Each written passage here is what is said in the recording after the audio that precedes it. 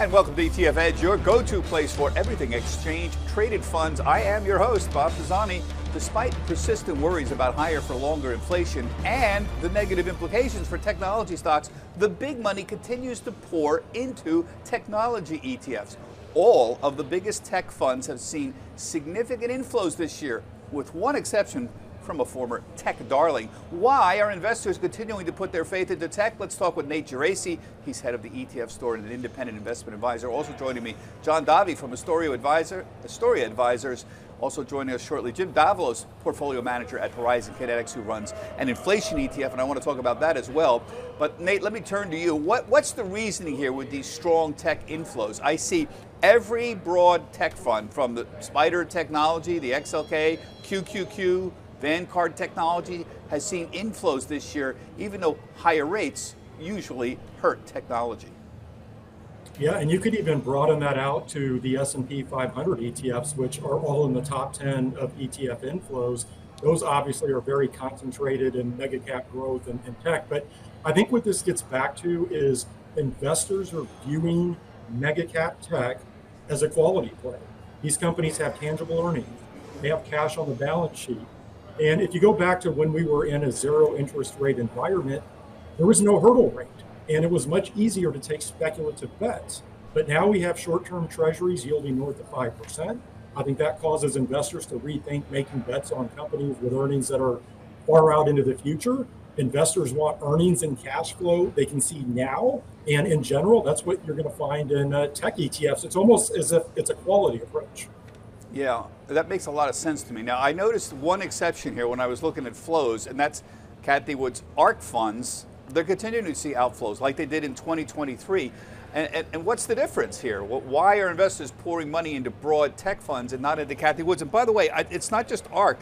I see the robotics fund. I see space exploration fund, ARK space exploration outflows, fintech outflows, next gen internet ARK fund outflows, right across the board.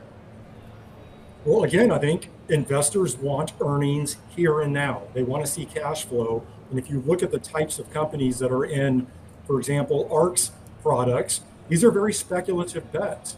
And you're betting on something way out into the future. Investors aren't comfortable with that right now. We could have higher for longer rates. Obviously, rates are elevated right now. I think it remains to be seen what happens with rates moving forward. We have had some inflation data that has been hotter than expected.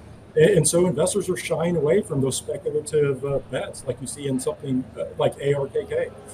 John, weigh in on this. This seems to make some sense. I'm trying to figure out, why is Cathie Wood seeing outflows and big cap tech are still seeing inflows? And his point is the emphasis is not just on technology, but on quality in technology. And for those who don't know, quality is generally what? High return on equity, stable earnings growth, low debt to equity. There's a whole series of criteria for quality. But does this make sense, what he's saying? I think so. I mean, I think you usually get like one bite at the apple. So if you buy like some unprofitable technology ETF, if it goes down 70%, you have a problem explaining that to your end client. Whereas tickers like Qual, the MSI Quality ETF, you're going to get, like you said, companies with stable cash flow, low debt to equity, kind of stable earnings growth. So those are tried and true kind of measures. So I think investors, in a new interest rate environment, like Nate said, when Fed funds is like 5.25, I think it changes the game for all asset classes.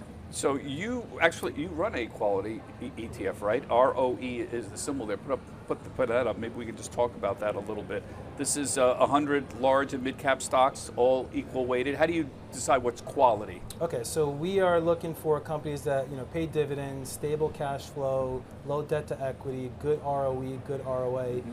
Our issue though, and we sector optimize. So if tech is 30% of the S&P, ROE is going to have 30% technology exposure.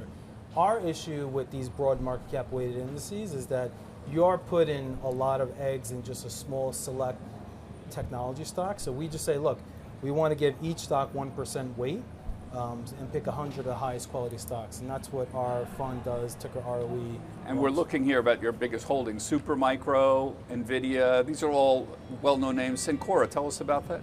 Yeah, so we, because we are optimizing against the S&P tech sector weight, we're going to have like 30 technology stocks, and each stock is going to have 1%. If a stock goes up a lot until the next rebalance, you may see some size drift. That's why Supermicro Compute is 2.3%.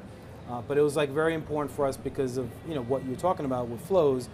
People don't want to be underweight tech, right? Tech is projected to deliver 40% of this year's earnings growth in S&P, and next year 35%. So tech is the market is tech. So that is why I think, like, if you look at the S&P equally weighted index or the Russell 1000 equally weighted index, those will only give you like 15% technology exposure, whereas we're going to give you the S&P's tech sector weight 30%. Yeah, because that's quality weights towards earnings growth too, Yeah, right? That's exactly. a very important tilt that you've got here.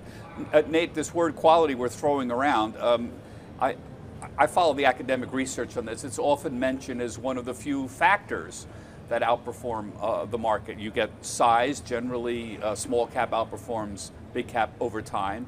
Value, generally value outperforms growth over long periods of time.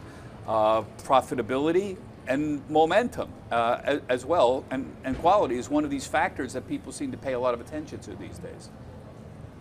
Yeah, and again, I think it just goes back to the environment we're in, where there is some uncertainty moving forward as to whether or not the Fed is going to get this right.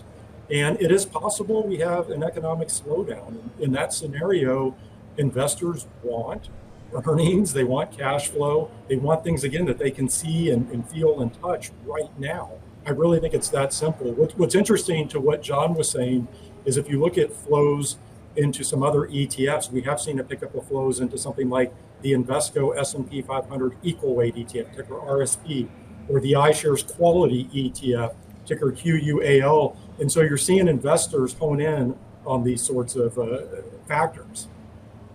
Yeah, it's a good point. I want to pivot here and get an update on something we covered last year and bring in Jim Davalos. He's the portfolio manager at Horizon Kinetics. He runs the Inflation Beneficiaries ETF, INFL. And of course, this was a big topic last year. Jim, you started the fund way back in the heady inflationary days of 2021. The Fed's been fighting inflation. And are you still, where are we now in this? Generically, are you still in the camp that higher prices are going to be here for longer and that should be a factor in stock selection? Yeah, absolutely. I mean, we launched the fund when inflation was still printing well below 1%. The world was worried about a deflationary bust coming out of the COVID pandemic lockdowns. And I think one of the nuances that's not properly understood is that the portfolio is not designed, nor do we think that 7, 8, 9, 10% inflation is sustainable. The negative feedback loop into the real world economy is just too severe, whether it's in impairing workers' ability to consume or companies with their profits. So now we're actually going into the mature phase of inflation, but how I think we're actually ideally positioned, which is we're going to be stuck in a new world of 3, 4, 5% inflation. And I think that the Federal Reserve basically just admitted last week that we're going to prioritize the economy and employment and accept these higher inflation levels, and I don't think most portfolios are properly designed for that. Yeah, so your INFL ETF, inflation ETF, it's composed of companies that are expected to benefit from inflation, but you have a very particular take on this. So it's mining companies, exploration and production companies, transportation, real estate, stock exchanges. But you, when I talked to you last year about this, you talked about the asset-light model. Yep. Explain what that means. What's in this in INFL that makes it particular, interesting, or unusual? So you actually just explained the companies in my fund very well. When you went through every one of those criteria of quality, so asset-light means you have very high profit margins, you have high operating leverage, meaning that your profit margins go up with revenue growth. And that also you can benefit from a very long enduring cycle. And so asset light facilitates that, but you might not think you can actually get access to companies with these attributes in things like energy, financial services, metals, and mining. But we have a proprietary process where we have identified these companies. We think they're valued at very severe discounts. And we also think that they can compound for multiple cycles or certainly multiple years as this cycle plays out. And asset light simply means the companies don't own as much, right? I mean, that's the point. So the carrying costs are not as high. What's the theory behind asset light? Yeah.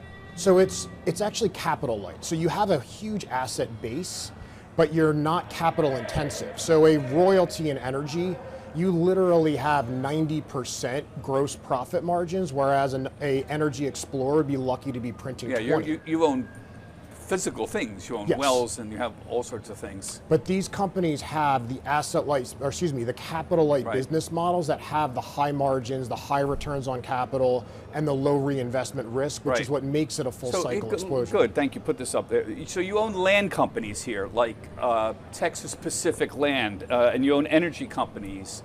And wheat and precious metals here. You also own a stock exchange. There's Intercontinental Exchange here. So explain this. What's Prairie Sky Royalty, and what do you get here? This Sure. energy, but it's not an exploration production company. No.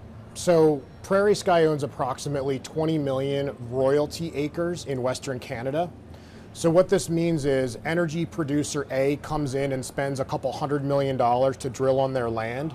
Prairie Sky just sits there and gets a check on a formulaic royalty based on the volume of oil and gas and the price So they of own oil the and gas. land. They control the land. They're just leasing the land to a company, and they get paid a royalty. Is that how it works? Explain that. Essentially, the minerals. So in many jurisdictions, you can separate the minerals, which is physical ownership, from a fee simple acre ownership, which would be like the land under your house.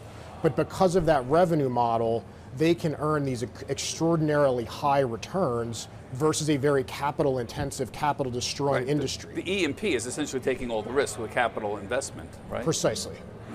Yeah. And why exchanges like Intercontinental Exchange? They own the NYSE, by the way, folks. Yeah. So if you think about the exchange at its core, it's a toll booth.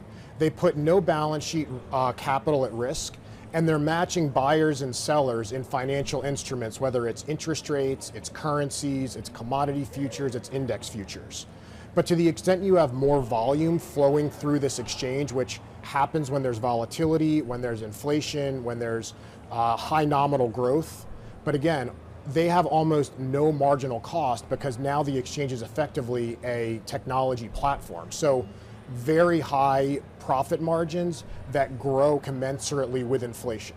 So the whole idea here is these are companies that potentially would benefit from inflation. A company like Prairie Sky Royalty, they would benefit more if asset prices went up. Oil, natural gas went up, which happens in an inflation environment, and they would be a beneficiary of that, even though they don't own, they're asset light, as you said. Yes, it's basically find the best business model, the quality at the right price to benefit sustainably from what we think is a radically different macro environment from the past 25 years. You know, Nate, I want to bring you back in here. Inflation fighting ETFs, or that would benefit from inflation, sounds like a great idea, but INFL has underperformed the S&P. I mean, I don't know if we can put up a comparison chart here, by about over 20% in the last year, and has also had some outflows as well. What is happening here? What's going on? Why is it underperforming? In theory, this is a perfectly reasonable expectation, right? Well, I think the one thing that we have to take at face value is the Fed saying they're data dependent. And if inflation continues to run hotter than they would like, I think we have to take them at their word that rates will remain elevated. They'll be higher for longer. And so that makes me a bit nervous piling into inflation-oriented ETFs because the Fed's going to do whatever they can to snuff inflation out. And I'm wondering if that has been the investor mentality over the past year or so. Now, that said, I think it's important to remember the Fed didn't exactly get this right back in 2021 as inflation started accelerating, right? They were late to react. And so you can make the case they might not get this right this time around. As a matter of fact, maybe that should be the base case. But I think that's the investor Jim, thought. just looking at this here, I mean, in November, the S&P started notably outperforming, and that's when tech started outperforming. That's when the Magnificent Seven kind of, moved up on the upside. So what's happened here is they bought tech. This is why we led with the story at the very top of the show. Exactly, and that bifurcation point coincided with the December Fed meeting when everybody thought that Powell had pivoted and was pricing in 7 rate cuts this year. Right. But the thing is, the market hasn't readjusted yet. We're in a new reality. People keep buying tech, not realizing we're higher for longer, and there's a duration aspect to those names. So I expect this to continue reversing and reversing sharply as we get through the remainder of this year. What about you, John? I look at other inflation indicators. I look at gold. I look at Bitcoin, at least until recently. Copper has been up here. The trend there for most of the year has been higher for these commodity type plays. Your thoughts on inflation? Where's I this mean, going? I think inflation is such a highly nuanced area. You know, James runs an active strategy. We run an active strategy. If you pull a PPI versus the S&P 500, you know, since 2020, 2022 when we launched, I mean, we've actually outperformed the S&P by like 15%. So we pick very different sectors and stocks. We're looking at like really, you know, stocks that are geared towards higher interest rates, higher inflation, vis-a-vis the energy stocks, industrial stocks. But we do have things like gold, which helps our downside volatility. I think the point is, like, if you put 3 to 5%, that'll offset any sort of like technology, long duration risk that investors have. So we're not saying to put a lot of it into like things like INFL or PPI, but just a comfortable, in case inflation winds up being, you know, sticky and higher for longer, of which if you go back to the 70s, CPI was between 5 to 15% for 10 years, right? So we're only in year like 4 of this inflation cycle. I forgot to mention, you do have an inflation, PPI as your inflation. How does that differ from Jim's? Jim is, you know, picking actively based on, you know, his views, and we're just much more quantitative, systematic. But then we have like commodities in there, we have fixed income in there. So it's more of like a multi-asset approach, I would say. Yeah. So 70% to 80% in stocks, and then 5 to 10% tips, and 5 to 10% in commodities. And I think that's done fairly well. Yeah, year-to-date PPI is up 13%, S&P is up 7%. So like in the quant world, we would say, you know, when the market goes up, we make more than the market, or we've outperformed. When the market goes down, we lose less. So that sort of asymmetry is a nice positive attribute to have in a multi-asset portfolio. Again, we tell people, like, you know, put 3 to 5%. The P ratio for our fund is 13. When we launched it, it was like 6 or 7. So these are just stocks that, again, for the last 10 years, people were enamored with buying, you know, technology stocks and unprofitable tech. Nobody wanted to own energy stocks, material stocks, the stocks that INFL owns or we own. But I just think that now, as we live in the next, you know, few years in a different interest rate environment, different inflation world, you know, these are some of the sectors and themes you want to look at. And you mentioned something, Jim, just last word I'll give to you. You expect inflation to persist, and you expect some outperformance on your INFL over technology stocks. Just sum up why you feel that way, because I know you made that comment a few minutes ago. And I'm glad you're touching on this. So basically, the Fed acknowledging they're going to have to let inflation run higher than this 2% target, which is completely made up, which is a point for another time. That means that rates are structurally going to have to be higher as well. And this is a completely different macro environment from the preceding 20 years. And so a lot of fund flows have gone into tech saying quality, cash balances, profit margins, certainly a lot of zeitgeist around artificial intelligence. But I think once the fundamentals, the weighing machine takes over from the voting machine, you're going to see the type of capital-light companies that are in my fund start to really remove themselves from the broader market. In a sense, you're describing quality to a large extent, too. Yeah, these quality, phrases come up in different forms, but our definition of quality applied to a very unique subset of companies, yes. Yeah. Okay, gentlemen, thank you. A very interesting discussion. We get the best people here, folks. That does it for this week's ETF Edge. My thanks to Nate, to John, and Jim. And now we've asked John to stick around and give us his perspective on some other ETF trends I want to ask John about for the ETF Edge podcast that is coming up right after the show. And remember, you can see all of our shows on our website, etfedge.cnbc.com. Everybody have a healthy, happy, and safe trading week. Get the ABCs of ETFs with the ETF Edge newsletter. Your weekly update on the hottest trends, expert analysis, actionable ideas, and exclusive insight from host Bob Pisani. Sign up now at cnbc.com/ETF Edge newsletter.